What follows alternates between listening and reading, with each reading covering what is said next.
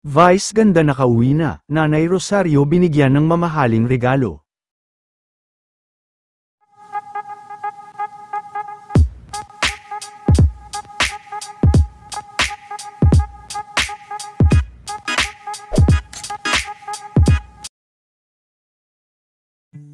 Matapos ang ilang araw na pahinga at naging selebrasyon ng kaarawan ni Nanay Rosario sa Palawan, ay nakauwi na nga sila Vice at ang pamilya nito. Inaasahan na rin na magbabalik trabaho at magbabalik showtime na si Vice matapos dito. Ilan din sa mga unseen ganap sa nasabing pagdiriwang, ay ipinasilip ng matalik na kaibigan ni Vice. Makikita rin ang mamahaling regalo ni Vice para kay Nanay Rosario.